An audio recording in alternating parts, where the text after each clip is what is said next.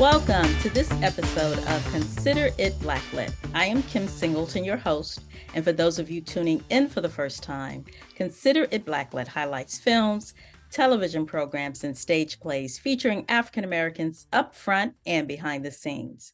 We also discuss social issues as it relates to some of these programs and how they may or may not impact our communities. So thank you for tuning in, and we hope you continue to tune in each week. Today, it is my pleasure to have a discussion about the new BET Plus movie, The Sound of Christmas. The film focuses on a down-on-her-luck woman facing eviction just before Christmas who must navigate budding romantic feelings for a handsome but grieving billionaire when she takes a job nannying for his 2 children right before Christmas. Sweetie, can I talk to you for a moment? I'm hiring for a position in my home. I need someone to help my 2 grandchildren. Have you ever been a nanny? So, a single father trying to raise 2 kids all by himself. Sitting anyway, like.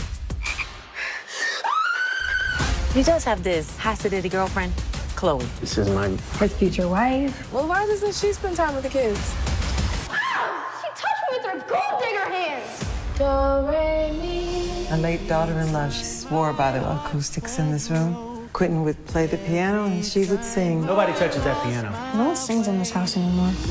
There's so much love inside of you, but you've been withholding it. You were with her all day? She's here to get close to the kids. And you're falling for it. Life isn't fair. And no matter what you do, bad stuff is still gonna happen. Sometimes you just have to know that God is gonna make everything okay. I was so locked into the pain of the past that I couldn't see the future. You think you're just gonna waltz in here with your singing and Quentin's just gonna fall for you? Montana.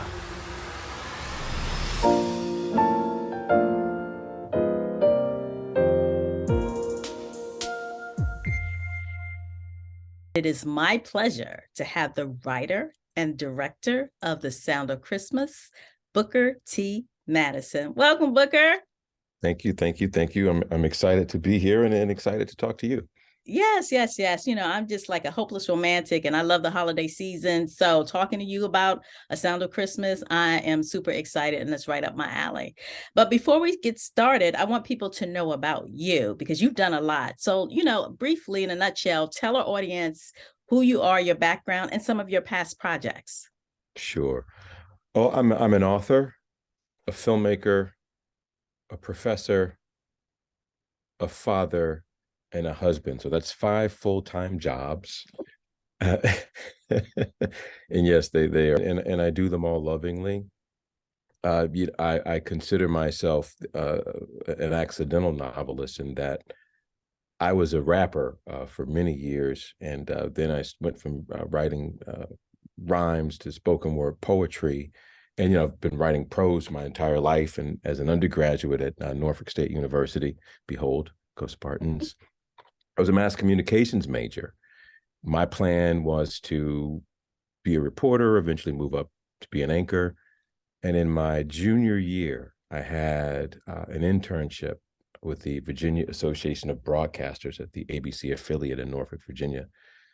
And it was paid, it was prestigious. And as a result, I was able to do everything, to perform in all the various positions. But what I discovered during this internship was that rather than covering other people's stories, I wanted to tell my own. And it was at that point that I became aware of this thing called film school. And I applied to NYU and got in. And that was the beginning of my journey as a filmmaker. One of my first projects of note was I did an adaptation of Zora Neale Hurston's short story, The Gilded Six-Bits, that starred Chad L. Coleman, who you may know him as Cuddy in The Wire and Tyrese in The Walking Dead. Yes. Huge fan of his. Yes. Well, I did this movie, The Gilded Six-Bits, believe it or not, that was his first leading role. I mean, he was a working actor at that point. You know, he was, New York Undercover and, all the shows that were out then. But that was his first leading role, which I'm proud to say because he's now a big star. He's the villain on the new Batman TV series. So, he's doing his thing. It also starred Takia Crystal Kima, who we know her from In Living Color. Some of the younger people may know her as the mom on That's So Raven. Wendell Pierce, who's currently on Broadway right now. Yeah, he was in The Wire also. Yes, in And The Wire. What hasn't he been what in? hasn't he been in? Yeah, Yes. Juilliard trained actor who's been working for years. So I'm just so excited for him, with his star turn on Broadway, which is pretty exciting. And also the late great Novella Nelson, who Brooklynite. As some of you may know her from. Actually, most Black people know her from the Antoine Fisher Story. So this was my NYU thesis film, and that film wound up airing on Showtime. And I wrote a couple of novels, both of which were, well received. The latter of which, Snitch, received a star review in Publishers Weekly. This was back in 2011 when that book was published, and Snitch was published in 2009. So the woman who became my first literary agent, Adrienne Ingram, was a friend of mine, and she knew that I was a filmmaker because I met her through Stacey Holman, who's a filmmaker friend of mine who's now doing great things, producing and directing. And my sorority sister. Oh, get out of here. Okay, so Ski, we in the building, aka all over the place. Okay. Yeah. And we got an award together. That's where we connected. I'm like, I'm gonna see if she'll let me come on her show. So Stacey introduced me to Adrienne. And so Adrienne knew I was a filmmaker, so she would have me contribute to writing projects as a contributing author. This is before I got my own deal. And I wrote what became Unsigned Hype, my first novel, on spec, and she circulated it around. And we were able to get a 2-book deal, and that's how I became an author, which is why I call myself an accidental novelist. And I'm also, a full-time professor at the University of Georgia in Athens. Go Dogs. I pointed the wrong one. And I teach directing, screenwriting, and the thesis class at UGA. So, it's great to not only create content, but to have a role in training others to create content is really, really valuable. And finally, I've been married for it'll be 22 years in December to Angela, the love of my life, Mattison. And we have 4 kids. Yeah, we have 4 kids. So let's get into The Sound of Christmas. What drew you to the project, and how did you get involved? Well, that's a great question, because rather than something drawing me to the project, I'm indebted to the author Tiffany L for putting me on. There's no other way to describe it. She pitched the project with me attached to write and direct. And that's how I got involved in, and to connect that to both, me being an author, and I think that influences how I deal with adaptations and source material. My first objective was to come up with a treatment. Well, I'm sure your audience knows what a treatment is. To come up with a treatment that she was pleased with. I had to capture the spirit of the book, and come up with a story that she agreed with. So that was my first objective, was coming up with a treatment that she liked, and she did. And then, writing the screenplay, which was that was fun and challenging. And then, of course, when you write the screenplay, it's great. And then you have the production company who comes in, and then they have notes, and the network, they come in and they have notes. So that's how I got involved. It was through Tiffany. She put me on. The film has such beautiful music in it. I'm curious, do you have a musical background? I do have a musical background, believe it or not. My first, I guess, artistic and educational goal, I wanted to go to Juilliard. I was a trumpet player. So when I started playing trumpet, we were living in Norfolk, Virginia, and Norfolk is a predominantly Black city. And you going to Howard, you'll certainly relate to this. So in Norfolk, when you're in the band, it's not unlike being on the football team, because you're doing the core style, what they call it, Big Ten marching style. So it's a thing. You're dancing and playing all that stuff. But then we moved to Virginia Beach, the city next door, which is a predominantly white city, and they're doing core style marching. So it was no longer cool to be in band. So that, in conjunction with me kind of calcifying into my knucklehead stage, I dropped out of band. My parents begged me not to drop out of band, but I did. And I guess I replaced band with producing beats, and that's how I, really got into hip hop. So that training that I had a really good ear. It did help me whenever I was producing music, and it certainly helps me now. Not that I can play an instrument, I can't. I can barely play a C scale through a trumpet, but the love and understanding of music helps me as a director, because a big step of whenever you're cutting, once you get a rough cut, then you put temp score in so that the composer knows what you're looking for stylistically and tonally for the score. So I don't play an instrument. I have a musical background, and the fact that in this movie we have 3 Grammy winners is amazing. Obviously Neo, who's the lead, Grammy Award winning songwriter and singer, and Jonathan McReynolds, Grammy, he's probably the hottest person in gospel music right now. He wrote and produced the original song that's in the finale, He Sent Me a King. And Teddy Bishop, who was the composer, is also a Grammy winner. So, and I have to credit Tiffany and her relationships, because Tiffany, she's the author, but she's also an executive producer, and she earned her EP check. Because Jonathan McReynolds, she brought him on. Myron Butler, she brought him on. I'm the writer director. She brought me on. So, to have 3 Grammy winners, be a part of this, that certainly explains why the music is so wonderful. And a goal for anyone who makes a Christmas movie is that, 1, people watch it every year, and 2, that you sing the song. So that's certainly something that we hope will happen with this film. Exactly. And don't sell yourself short. You say you are not musical now, but you did know would you say, a C sharp? What is it? Oh, C scale. Oh, yeah. Oh, yeah. You did know what a C scale was. Maybe not squeeze out, maybe scream out. I can squeak out a C scale, but that's maybe an F scale, and that's probably it. So you did mention Neo as part of it, and he's amazingly talented. How did he become involved with the project? So the principal actors, the Neo, Serayah, Draya Michele, those actors were cast. Ron Robinson was the producer, Yanley Arty, who they both have, extensive relationships in the film industry. So the principals, I had no hand in casting them. And it was a challenge getting principals, because, we all at the beginning came up with lists of who we would like. And, with schedules and that kind of a thing, we I don't want to say wound up with Neo, because it makes it seem like that he was like a consolation prize. He wasn't that at all. So, you have your list, and, actors are busy, and he's an actor and a singer. So you make up your list, you go after, and then based upon scheduling and that kind of thing, thank goodness we wound up with Neo, Serayah, and Draya Michele, because they were perfect for the role. And then the other roles, George Pierre was the casting director, and George Pierre, probably 100% of film and television shows that come through Atlanta, he's the casting director. So he's very prolific. And he sent me tapes. We call them self-tapes. And I would choose, based upon those tapes. So that's how we got, Roxanne Mims and Blake James. And then Elijah Kai, this is her film debut. That was through a connection that another executive producer is Tressa Azrael Smallwood.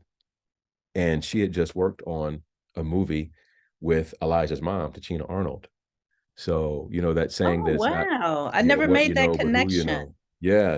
So Wow. this is her, Okay. yeah, this is her film debut. And, we were happy to have her because that came as a result of Tressa and another movie that she was making with Tachina Arnold. As a director, do you have any favorite scenes in the movie? That's a great question. It's tough to say now, because let me say this, and then I'll get back to that question. So I'm only now beginning to now I'm seeing the movie as a whole, because before, first it was the script, and then you shoot it, and then it's individual scenes, and then then you come in, and then it's color correction, then you put in the score. So it's all these stages. So for months and months and months, you're seeing these individual pieces. But now that I'm seeing it as this whole, I'm trying to say, wow, well, what would be a favorite scene? I can't say that I have a favorite scene now as far as, with the movie, because it is a cohesive whole. But I will say that shooting some of the more memorable scenes, we have a a montage scene where Serayah and the kids, Blake and Elijah, well, the character names are Montana, Deidre, and Daniel. They go to it's a I guess you call it a palliative care home where people who don't have insurance, they go and they don't have to pay. And they don't have insurance and they go to essentially to die. I hate to say that, but that's what it is. So they go to the mansion to decorate and to bring Christmas cheer to these people who are suffering. And that's a major theme of the movie, that just because you're suffering or mourning, you can still have a Merry Christmas, because everyone's not happy during the holidays. I know the commercials would have you think otherwise, but we know better. So they go to this, they're there, and we're shooting this scene. And there were people who were watching the monitors, people who were tearing up and crying, watching us shoot this scene. Because they're decorating the tree, they're serving food, and then they start doing what's the dance? The Cupid Shuffle, I think. Yeah, the wobble. Cupid Shuffle or the wobble. It's one of those dances. I'm embarrassed I don't remember which one it was, because I had to take a poll on set, because I knew that I wanted them to do a group dance, but I wanted to know which one is the hot one that we should be doing now, because Serayah is half my age, and Blake and Elijah are even less than that. They're teenagers. So I'm like, okay, I don't want to say, hey, let's do what's the one? Oh, the electric slide is the old folks dance. So I knew it wasn't going to be that. I still do it. Look, it happens at every reunion and wedding, right? With I guess with our peers. But I want to, and I'm embarrassed I don't know the dance. So they're doing this dance, and we call cut, and people were tearing up, which was amazing. And I guess another scene that was funny was and also the most difficult scene to block and shoot. It's when Montana meets the kids. He comes to the mansion and meets the kids for the first time. So it's, what is that, 5 or 6 actors? And there are several jokes there. And when the jokes land, you're there in the monitor, and you can't laugh because it'll mess up the audio track. But the jokes are landing, and then when I call cut, everyone just busts out laughing, ha ha ha ha ha ha. And that's when when it's working. The worst part is you call cut and people are like, oh, that was supposed to be a joke. That wasn't funny. So that was funny and challenging doing that scene, because it was, let me see, it was Neo, Serayah, Rox, Elijah, Blake, and Dre. Okay, yeah, it was 6 actors. So film is a visual medium, so you can't just have actors. And I think it's maybe a 3 or 4 page scene, which is 3 or 4 minutes. You can't just have them standing in one spot. It'll be too boring. So we had to block that sucker out, and I had to, people have to move in a way that's natural, in a way that's visually interesting, in a way that advances the scene and the story. So that was both a very fun scene to shoot, but also a very challenging one because of the number of actors in it, the number of pages that it covered. And, we're in this huge mansion, and, when we have to utilize this space. Yeah. Yeah. One of the reasons I like speaking to people like you behind the scenes is because I think you can always kind of tell, like, if there's a Black person behind the scenes shooting Black people. Because I've seen the other, and I'm like, okay, nobody like pulled them to the side and say that these Black people on the screen look crazy.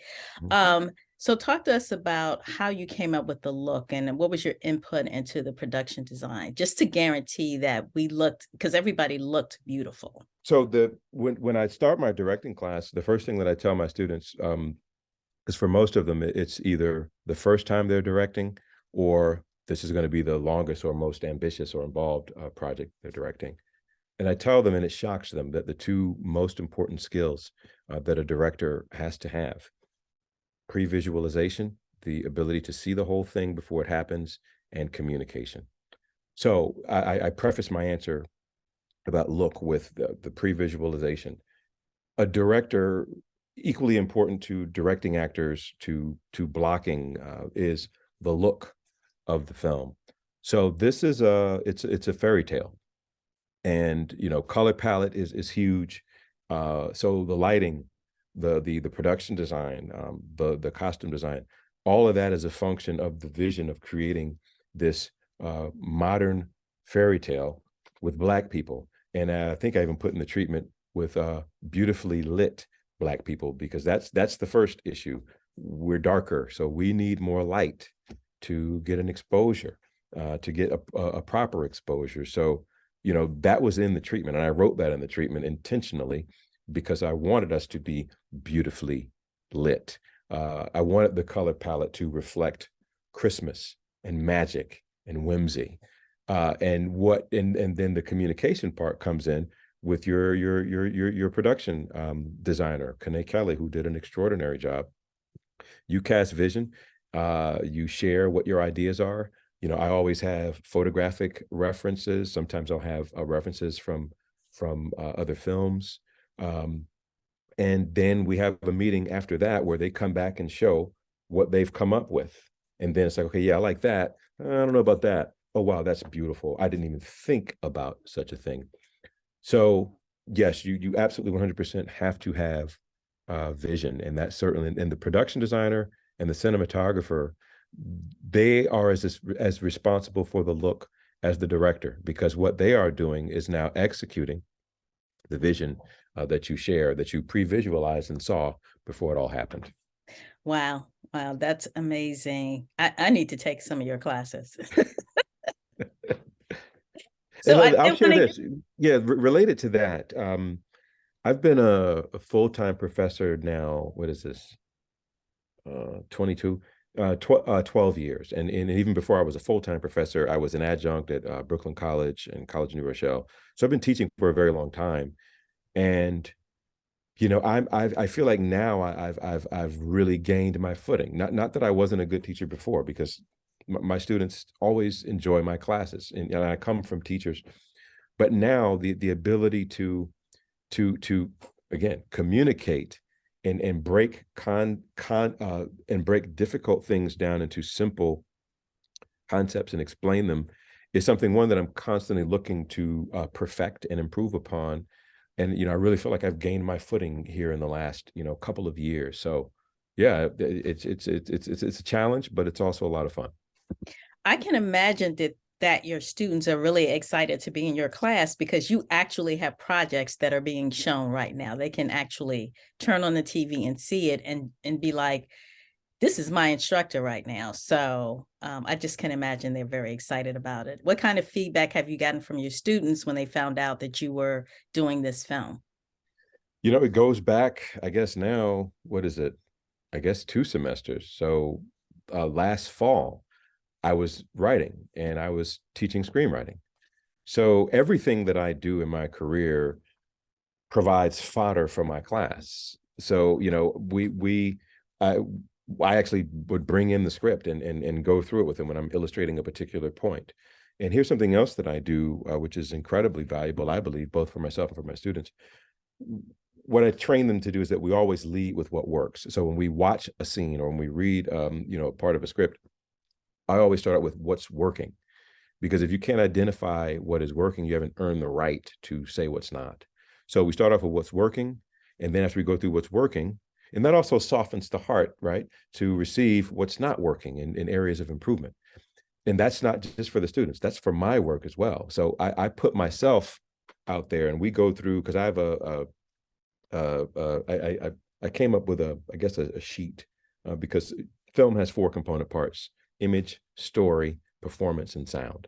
So I break those categories down into, so for example, image, that's cinematography, that's lighting, that's editing, everything that's visual. And so I have these different categories, and I have very, very bright students, but often, you have bright students and they have an opinion or ideas, but they don't know how to articulate them. So that's why I came up with this document, so they can then see, okay, and then we can create a systematic way of analyzing the work. But again, the most important thing is, it's not just me analyzing their work. They're also analyzing my work, both completed works and also works in progress. Wow. Wow. That's great experience for them, though. That's amazing. We're ticking down on time, but I did want to talk about, I was reading that you had another project you were working on called Twisted Marriage Therapists. Would you Twisted like to Marriage tell our Therapists. audience about that? Yes, that's a working title. And this is a pretty exciting project, because Mar Vista Entertainment is the production company. They do tons of content for like the Lifetimes and Hallmarks and BETs of the world. So this was an in-house idea that they hired me to develop, write, and direct. So it's the story of a renowned marriage counselor who gets the husband of a couple that she's counseling committed so that she can steal his wife. All Literally right every time now. when I drop that log line, the reaction is the same. It's like, what? All What? right now. Yes. So that we're at the outline stage right now. And I actually have a call later with the development exec from Mar Vista. So, we'll go from outline to draft and then a polish, and then we'll shoot that sucker. So that's what I'm currently booked to do. And I'm also writing my third novel. I haven't published a book in a very long time. And I'm writing my third novel. I'm actually writing that on spec, not unlike what I did with Unsigned Hype, my first book. And my goal is to have that done before the new year, but Twisted Marriage Therapist, spec is one thing, but a check is another. So we'll see if I can meet spec or a check. I think we know Spec which or one's going check. to win. Okay. That's amazing. And just congratulations on everything that you've done, especially the teaching, our future generation. That's amazing also. But everyone, we are running out of time. It has been a pleasure to talk to Booker T. Mattison. Thank you, Booker, for joining us. And everyone, make sure you check out The Sound of Christmas on BET Plus, written and directed by Booker T. Mattison. Thank you, everyone. Based on the novel The Replacement Wife by Tiffany L. Warren. We want to pub that book. We want to pump her up. Yeah, some book sales. Yes, it's based on the book The Replacement Wife by Tiffany L. Warren, correct? That's right. That's correct. Okay. Yeah, make sure you buy the book. You can buy it for a holiday gift, and make sure you watch The Sound of Christmas. And until next week, everyone, consider yourself Blacklit. Thank you.